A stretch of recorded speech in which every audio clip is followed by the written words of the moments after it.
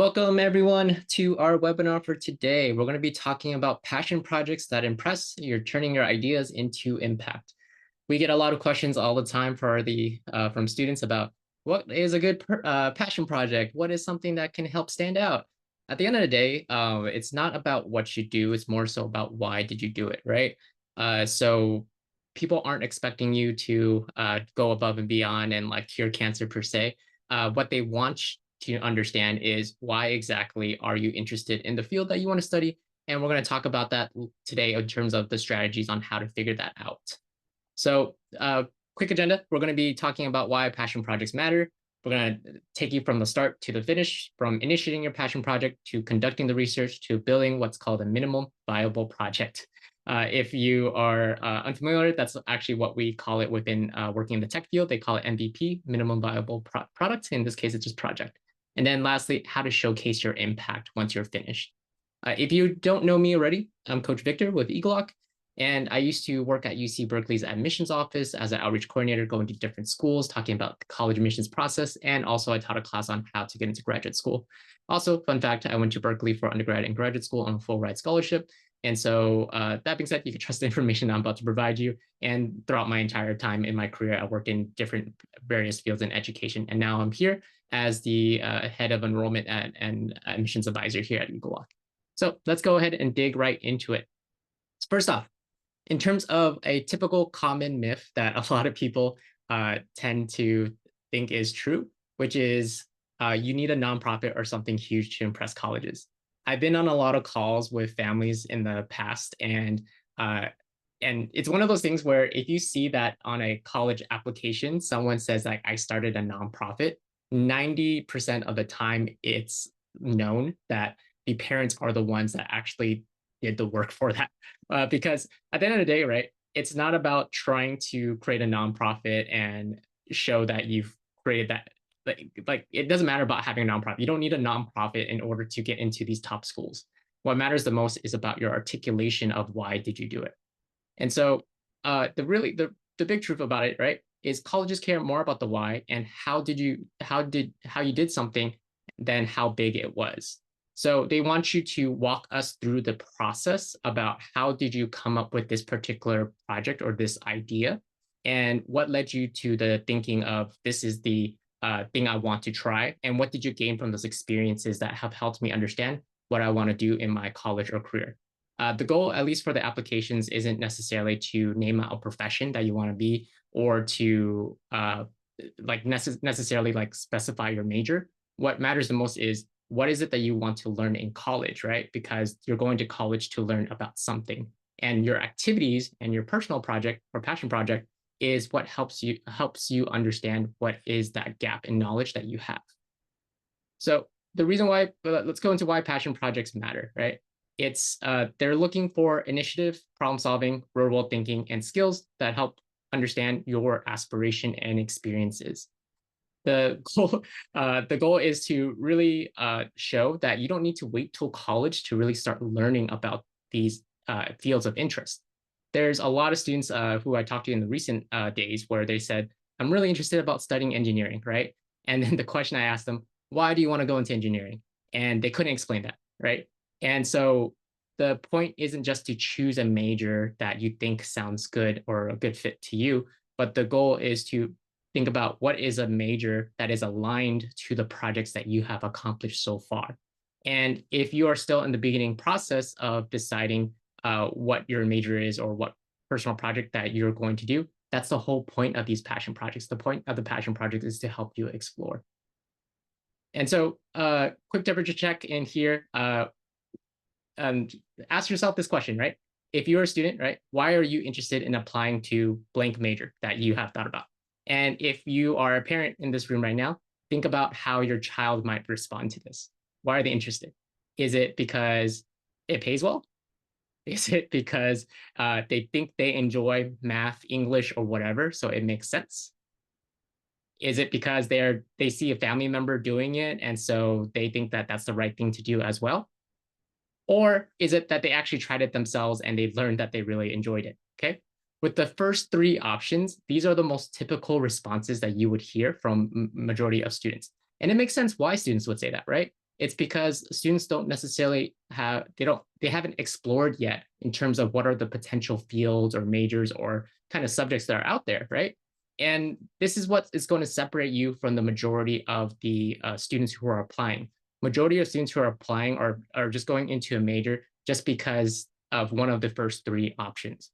The fourth option here about being able to try it yourself and learning that you really enjoyed it, that shows that you're taking initiative. That shows that you are actively trying to figure out what exactly are you interested in. And this is what the admission officers want to see. So because majority of them always are focused on A, B, or C, as long as you're able to think about what that passion project is, it makes it very easy for you to be able to stand out amongst your peers. And also, fun fact as well, if you didn't know, 80% of students change their major at least once. So just know that you don't have to stick to a particular major, right? The admission officers already know that you're probably not gonna like totally stick to it anyways. So don't feel like as if you have to stay aligned to it and commit to it for the next 4 years. And majority of the 20% of students who actually don't change their major, it's because they actually took that initiative to learn more about their field before they actually chose it. A lot of students that are very interested in, like, for example, pre-med, right? They've been maybe volunteering for a very long time. Maybe they shadowed a lot of like clinics. They've gone out there in the field and practiced a lot of these medical practices, and it's helped them solidify this is the right path I want for myself. If you don't want to change your major in the future, then you have to do that discovery process early on and not wait until college. So, and then the last bullet point here in terms of changing majors can become costly because if you decide to switch from, let's say, like the pre-med route, and then all of a sudden you want to go engineering or business or some other kind of field, you have to retake all those prerequisites again, and it's totally possible that you might have to stay an additional year or go to summer school to make up for those prerequisites in order to change a major. So the point is that when you go to college, right, the goal is to be like as laser focused as possible and about your intentions on what you want to learn. And that's through the personal project or the passion project. The passion project helps you reduce the likelihood that you're going to change your major because you've already attempted it. So this kind of reiterates my point. Passion projects are just for discovery. And a simple analogy is about food, right? You don't know what foods you actually like until you give it a try. And that's the same thing that goes with passion projects and majors. Your passion projects are made to help you explore just a little bit about this particular field of interest. And based off that, you can understand whether is this something I might want to pursue, or do I absolutely hate it and this isn't something that I don't want to do. And that gives you more confidence about yourself in terms of your own interest and also what's the right pathway for you afterward. So now we're going to go into the specifics now for the initiating the passion project. How do you actually get started? So many students, especially, this is a really great way to start thinking about it right now because the school year is about to start again, or maybe you have 1 month or 2 months left until school begins again. And so this is the perfect time to start ideating and brainstorming on what that looks like. First off, in order to understand your passion projects, right, the first word is passion. So the most important part is to reflect on your own self, right, your identity and your interest. One simple way to be able to do it is doing a mind map. So starting with yourself in the middle, right, and then being able to identify your hobbies, your values, your strengths, all your interests that define you for who you are. And this is extremely important to understand what you like because you don't want to do a passion project that you find boring or that is not aligned with your own personal goals. And by just being able to do this simple exercise by yourself, which only takes like 5 to 10 minutes really to do, this gives you a little bit more clarity about which of these areas do you want to go in a little bit deeper. So the goal is to try to be able to create these different nodes, right? And zoom in on a particular node that you think that you want to explore a little bit more, that you've been curious about. And then, and also it's possible that you can combine a few of these things so that you can try to combine different hobbies, different values together so that you can make a more unique personal project. So and once you have done that, the first part is to define your problem, okay? When it comes to defining your problem, it's trying to better understand what do you actually care about, okay? There's lots of problems in this world, right? But there's a particular problem that you care about that other people don't care. And these are the things that gets you very hyped up, very interested, and you want to figure out like what actually sparks your interest. And based on the problems, right, that you have identified or the problem space, you want to ask yourself, like, what have you observed or experienced? What have you noticed that made you realize that this is something that is causing a, what's it called, a negative reaction to you that you actually care about? Like, for example, when it comes to like, especially uh, like homeless cats or something like that, right? They're all over my neighborhood at the very least. There are some people who really care about them, and there are other people who don't care about them. One of the observations that you might have is like, oh my God, who's going to feed these cats? And also, what would happen if they repopulate and then there's even more cats that need to be fed? That's something that you might have observed just from your own perspective, and other people might not see that at all because they don't realize the problem uh, of like the population of cats and not being able to feed themselves. So this is a unique perspective that you have that you noticed is an issue. Who are the people you like supporting is another way to also think about it, right? You think about what the problem that you care about and who are the people who are affected in this process. So it's possible that you belong in a particular identity group or community group and you find yourself volunteering for them. So that is an example of who you might be supporting here. Also, where do you find yourself most excited or motivated, right? There's at times in our day-to-day experiences where like you're in this like flow state where you're doing something because you really enjoy doing this particular activity and you lose track of time and you find yourself in this moment where nothing around you like really matters, right? And so those moments of flow states are indicators that this is something that probably excites you or motivates you to do the things that you do. And lastly, question to ask yourself, why should you even care about it? Why is it that we should care about the environment? Why is it that we should care about being able to make technology more efficient and productive? Why is it that we should care about the elderly and taking care of them? There is a reason that everyone is attached to a particular problem.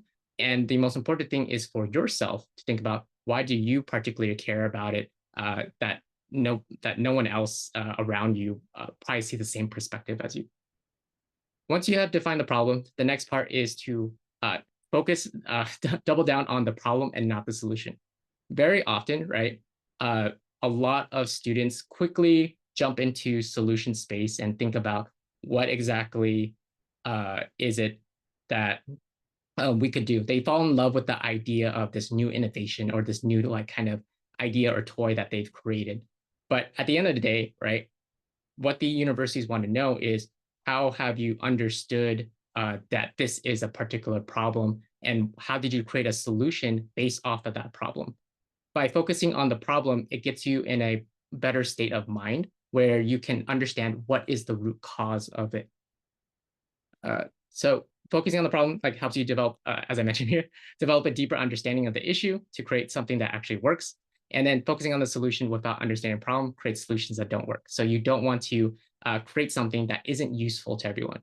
So for example, sometimes like some people who are really into programming, they create new apps because they love coding. They just trying something out, right? And there's nothing wrong about building things for fun.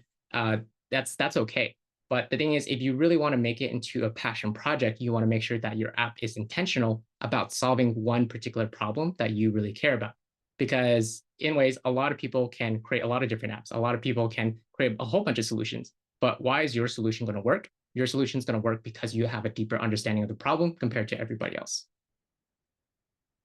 So once you have been able to do that, then you create your problem statement. So you can be able to use this kind of framework that you notice a particular group, right? So insert a community that you care about, whether it's like the elderly, the folks experiencing homelessness, the like kids, adults, dogs, cats, whichever, right? They struggle with a particular problem, right? That you notice because of certain root causes. This is where you want to start developing an investigative lens to develop a deeper understanding about what these root causes might look like. You might have an assumption right now, and that's okay. So start off with that assumption. So, for example, you notice that folks who are experiencing homelessness, they struggle with, finding like proper shelter or food, right? And that's because of the root causes that you might expect is like access to resources, or that they don't know where to even find these particular resources. So that can be like an assumption that you create right now that we're going to update. But in order to understand what exactly is the problem, we need to conduct research, which goes into the next part. When it comes to research, there is a really great framework called the double diamond approach. This is actually used a lot within the tech world and also in research world as well to develop a particular solution for any kind of problem. So you might see this a lot when it comes to developing new products in technology or building any type of solution. So I'm going to walk you all through each one. Generally, the way to think about it is there's two diamonds. The first diamond is the problem space. This is where you do your research to understand the problem because you want to design the right thing. The next part is the development or the design problem. This is the solution space. Within the solution space, you're trying to create something that can solve the problem that you discovered in the first diamond. And by being able to separate the two, you're trying to be able to address the correct problem and also design it in a way that that actually works effectively. And so I'm going to walk you through each one, starting with the very first part, which is the discover phase. So we're starting from the left to the right, and discover is the first part of this diamond. And the easiest way to be able to understand what the problems are is to conduct user interviews. Just talk to people, right? Ask people certain questions that you from the population that you really care about.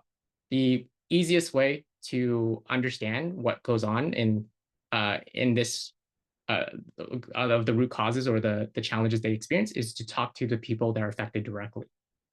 So some example interview questions, right, is like, what's something that you struggle with in a particular topic? Can you walk me through the last time that this was a challenge for you? What do you wish was different about how this currently works? What do you usually do when you face this issue? Have you ever tried to solve this problem and what happened? Okay. What you're walking through here is essentially a step-by-step interview process of getting to understand what is the challenge that they've experienced and understanding what do they currently do to try to address it. So that way you have a better understanding of what their journey is like. They call it like a user journey. A user journey is something that from the very start to finish, what exactly are the actions that they've taken and what are the reactions or the things that happen as they are going through this journey. So just to take an example of it, right? Let's say that you really care about, let's just say that you really care about teachers, right? Yeah, you notice that teachers are struggling with being able to grade assignments because that is a challenge that they experience and they're causing a lot of stress for themselves. And maybe, you care about the teacher's well-being and you're wondering like, hey, is there a way that we could support you? So this is where you can ask them like, hey, what's something that you struggle with in regards to like grading papers, right? Can you walk me through the last time that you've actually graded these papers and what did you do from start to finish? And maybe the teacher might respond in terms of like, oh, I take all my assignments home, I collect all the pieces of paper, I take it all the way home, I stay up really late at night and then try to grade papers one at a time. And then I bring it back to school. And sometimes it can be very tedious or really tiresome because either I lose the papers in that shuffle or that also I don't realize that there's some students who are missing their papers, right? And then you ask them other questions about how they wish it was be different. Like what is the other reality that they could have experienced? So for example, what do you wish was different about how this currently works, right? Maybe the teacher would say like, I just want to be able to easily see like all of the assignments in one place where I can easily flip through and I can get a quick glance about which students did not turn in their homework, right? By being able to develop a better understanding of that, right, you've learned that the teacher's goal is to be able to evaluate multiple students and really check if there's anybody that hasn't turned in an assignment before. By being able to understand that, that's the pain point. The pain point is that they are disorganized and they have a hard time being able to see from a bird's eye perspective about which students need to turn in their homework. And so this is something that you can use as a problem that you might want to focus on for later on. Okay, so continuing onward, right? We go to the next part. Once you've learned a lot from these user interviews, and ideally you want to talk to multiple people, right? Don't just talk to one individual because that will bias your research. You want to try to talk to as many different people as you can, right? And these are the people that you ideally like care about, that you want to support, so that way you can develop a comprehensive understanding. Once you've learned from a few individuals, the next part is to create user personas. This is where you come up with basic information to describe them. What are the themes that you've learned from interviewing certain people of this demographic, right? So let's just say that you are very interested in working with like farm workers, right? With farm workers, you might be able to say like, oh, the basic demographic and the where are they typically located? Maybe in the Central Valley. They're typically a lot older, like parents' age around like 40 to 50-ish range, right? And they have a lot of immigrant cultures that are located there. The psychological mindset there, what are their goals, values, frustrations, fears, or desires? Their goal is to be able to like feed their family. They really care about being able to support them regardless of how difficult the work is. And maybe one of their fears or desires is the job security and how difficult it might be to be like worrying about their bodies, not being able to keep up with the pace of work for the next 10 years. That is an example of like one particular user persona after assuming that you talk to multiple of them, right? Other things, pain points, motivators, and quotes, right? Pain points, for example, at least for farm workers, it could be the case where their back hurts because they are constantly leaning over and trying to be able to try to pick up some crops. And so back pain is a common theme because that's something that they have to exercise on a daily basis. And their motivators is what I already mentioned, is that they're motivated to be able to feed their families.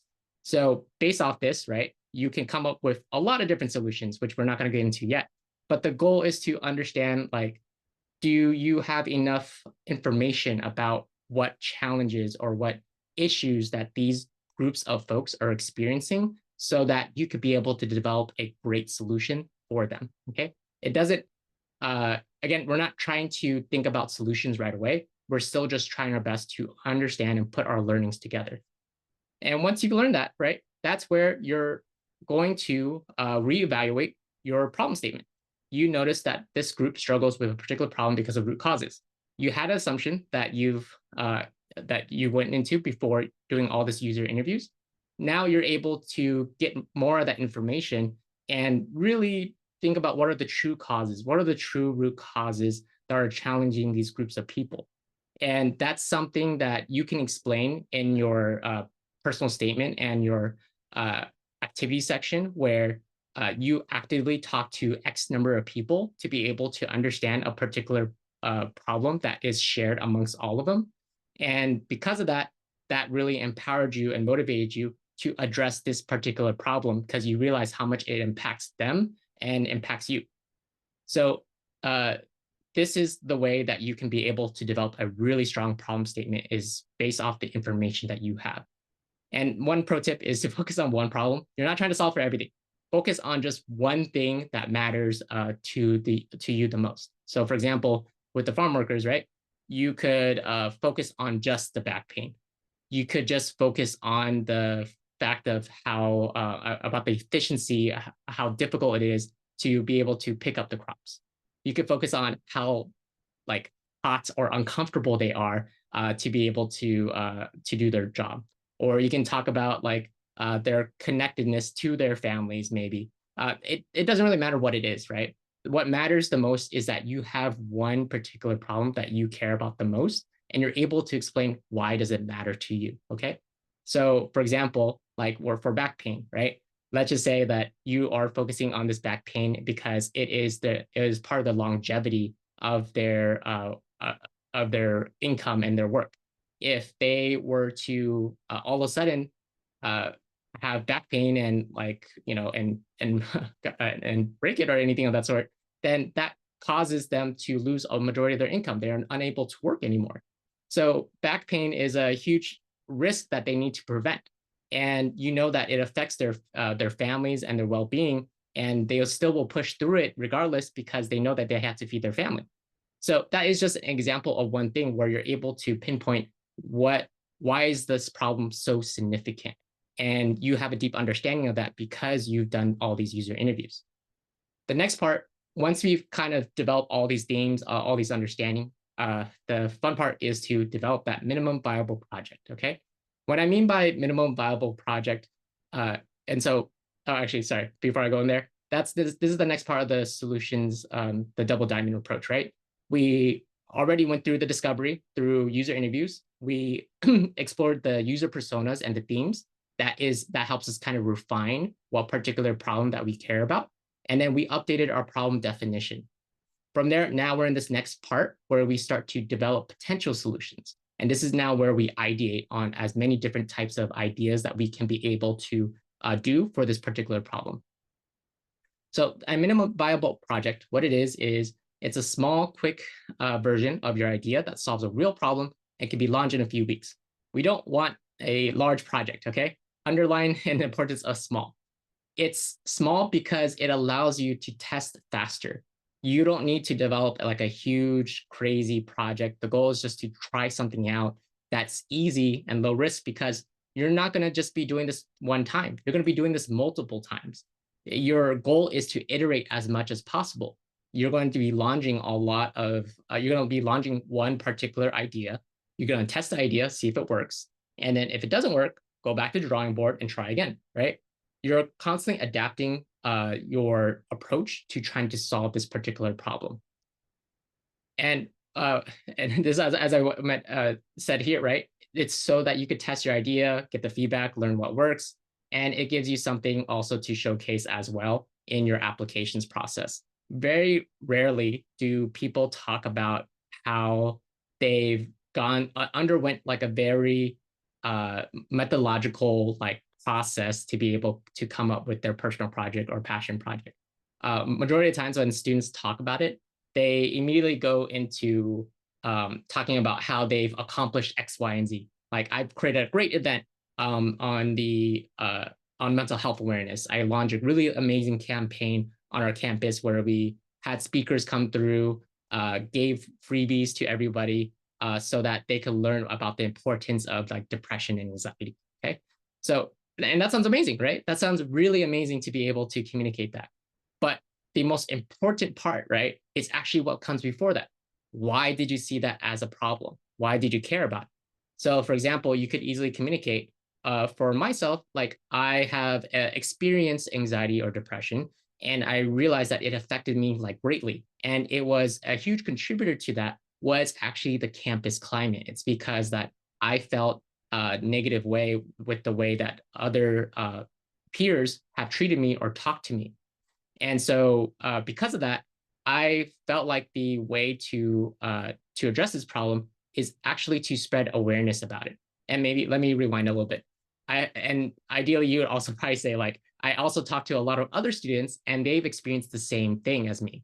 Many students at our school, almost 1 in 5 of them have experienced some form of anxiety and depression, and that is directly impacted by our peers. And so as a result of that, me and my friends have decided that we want to spread awareness about mental health. And because we don't talk about it enough, we talk a lot about physical health, but we don't talk about mental health. And so we created this big event where we brought speakers, did X, Y, Z, and so forth, right? So what you're doing here is you're walking me through the process of how did you come up to this MVP. And this is what stands out in the application process. You're able to speak coherently about your thought patterns and your thought process to coming up with solutions. So next part is the brainstorming solutions. Once you've once you understand the concept of MVP, the hard part is, okay, what do I do, right? So before you kind of go into start spitballing ideas on what exactly you could try, you want to also look in the past. What have other people tried previously? Because there's probably some learning that that they've that you can receive from it. And also you can easily just make a slight adjustment to it to make it like 1% better. The goal isn't necessarily to do something like super radical or very different from the others. It doesn't matter about what you do. It matters why you did it, right? All the parts that I mentioned before about the background that led up to this particular event, that's what matters more than the actual solution itself. And to be able to talk through like, why did you create this solution is what also readers are looking for. So instead of thinking about like crazy huge ideas, just think about something that someone has done in the past, make a slight adjustment to it about like make it 1% better and roll it out. That can be your MVP. Also, you can work with others to develop this solution as well, because a lot of these brainstorming ideas, it doesn't just come from one individual. It comes from the collaboration and working with others. It's one of those things like two minds are greater than one if you're able to come together and to be able to think about what exactly are some solutions, because it's possible that this other person can see in a different perspective than you can. And so by being able to go back and forth, whether that's with a coach, a peer, adult, or even the user persona themselves about who you're trying to support, that can unlock a lot more ideas for you to be able to try out. Now we go into the final phase, which is the solution part where you start delivering, okay, and you start getting feedback about what worked and what didn't work. So this is where you validate the solution, right? You want to gather feedback from the real users once you've identified what exactly you want to do, test it out, and then conduct user interviews again, right? If you did that mental health event at your school, talk to participants, talk to teachers, right? Ask them what did they get from it? Was it actually helpful or not? And by being able to get that feedback, you're understanding what kind of adjustments can you make for next time. Also, you want to measure those simple outcomes, right? Think about not just the qualitative data, but also the quantitative, right? How do you know if you were successful? Maybe the success of the mental health event that you try to run at your school is based off the number of participants or signups or the people that are engaged in a workshop or attended a workshop. By being able to measure those things, it helps you understand whether if your solution had the intended results that you wanted. Also, look for change behavior. Did people use it, share it, come back? Real world usage is the strongest signal, right? Again, the point of these solutions is to solve a particular problem. Go back to your problem statement. Did you solve the problem that you originally intended to do? And it's possible the answer is no, and that's okay. It doesn't mean that you have to clearly solve it, but it's the act of doing all these steps and the act of learning. Because remember that for the college admissions process, right, you're applying to learn more about a particular field. You're trying to enhance your education. Your passion project has helped you understand that there's a gap in your knowledge that you don't have enough yet to really be able to solve this larger issue. Let's say that you really do care about mental health, right? And to face the truth, like you're still just in high school. And so you probably can do some minimal impacts, right? Which is really great. And you could probably create an impact within your own community at your school or your friend group. But also maybe there is a deeper issue that you want to tackle. For example, maybe you do want to become a therapist and that you want to support people in ways that are really transformational for those people experiencing anxiety or depression. And you don't have that skill set yet to really do that because you're not a licensed or trained therapist, right? And so you're going to college because you want to learn more about that particular route. You want to learn more about mental health and the sciences or physiology behind about mental health so that you could be able to be a more informed person or individual that supports that particular group of people. That's what these admission officers want to know, right? They want to know how are you being intentional about what you want to learn? And this is coming from the personal project or the passion project that you've created. Okay, Next part is the documenting your process, okay? Once you have gone through this entire process, make sure you don't lose anything, right? Because you're going to reuse all of this for your college admissions process. So when you're telling it or when you're talking about it within your application, right? Tell the story, not just the task, right? You got to explain this entire journey. Explain from the very beginning about how did you identify this as a problem, and then how did you decide what did you build from deciding what you would want to build or what is the solution that you've created, whether that's with yourself or your other people. And then at the very end, understanding what did you learn from the experience. And ideally, the learning from the experience can showcase what are the core values or what are the things that you care about, and also what's your gap of knowledge. Okay, the gap of knowledge is something that I always stress for a lot of students in their personal insight questions or personal statements, is that this is something that's always missed. They don't talk about why they want to go to college to learn about this particular thing. They just tend to talk about what have they done in the past. Yes, all these accomplishments, all these things that you've done are very important, but you need to talk about what is it that you want to learn. And then also include the evidence, right? Try to identify specific numbers that that shows your impact that you've made, because one of the common issues for passion projects as well that some people have done is they don't actually share it with people around them. Like, for example, this is most common I've seen for people who are interested in computer science. They create their own website, they create their own application, and they show that they're really proud of it, but they haven't rolled it out. They haven't actually like introduced it to people to be able to use it. And that's the thing is, remember, for the activities, what the admission officers want to know is, will you be a good asset or a good addition to our community in the future? And they want to determine that based off the impact that you've had as a leader in your community. And what I mean by leader in your community, it doesn't necessarily mean that you have to be like a particular position, but what I mean is, how are you influencing other people through the projects that you have done in the past? So being able to write it out in terms of the impact is what's going to be valuable here, or the change behavior that you have seen. Lastly, connect it to your growth. Highlight how the project deepened your skills, sparked new interests, or shaped your future goals. Okay, this was I think this was the third bullet point I was mentioning for the first one, which is the most important part. You want to demonstrate that your growth is still going, it's still ongoing. And also, this is really a great pro tip also for scholarship essays that many students are probably writing right now, which is they want to invest in you because they want to think of it as they want to make you a poster child of their scholarship. With these scholarships, they're making investments. They're putting a bet on you that you are going to make some type of impact in the future. And so when you talk about your particular career goals or your interests in the long-term future, and you don't have to get very specific about these things, but you can talk about what do you care about or what do you want to address in the future, but you just don't know how. And that's where people are willing to invest into you, because they see that drive, they see that passion that you can be able to that you could potentially accomplish in the future, because you understand the problems, you have tried it out in terms of learning directly from this particular audience, and you've done your best to ideate on some solutions and test it out with that particular field.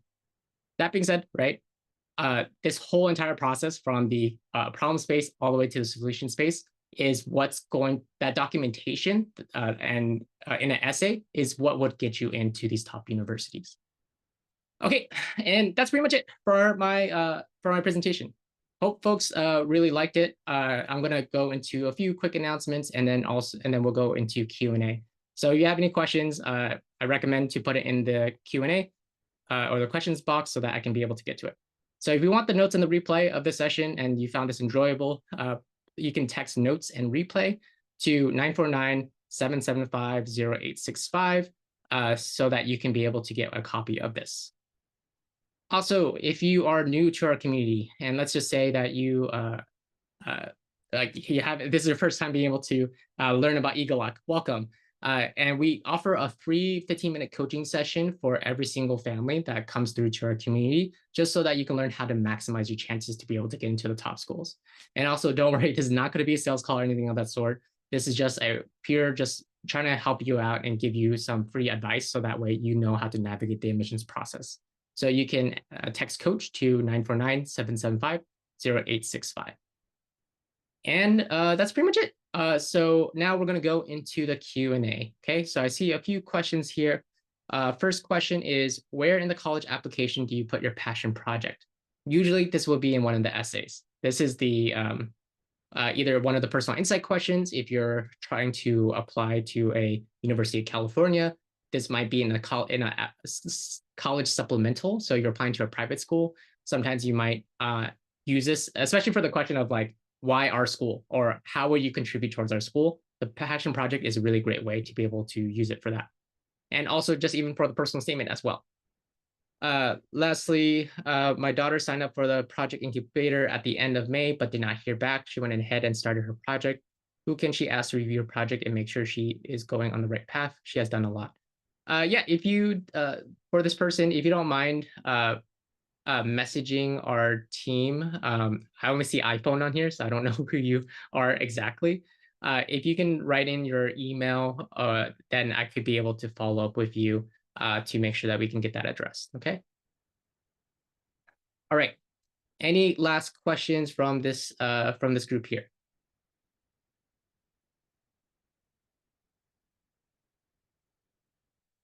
No questions? Oh, okay. And thank you for that email. I will send a message to my team and let them know that you're waiting for a response on terms of that. Okay. All right. Last call in the last 10, 20 seconds. All right. Okay. All right. Well, thank you everyone for coming through, and looking forward to being able to support other people in their personal projects. If you want to come through my office hours, if you're part of the egelloC community, my office hours are Thursdays 4 to 5 p.m. And so you're more than welcome to come through and ask me any questions, and we can like work on it together. So take care, everyone. Have a good rest of the night, and happy 4th of July if you're going to be celebrating tomorrow.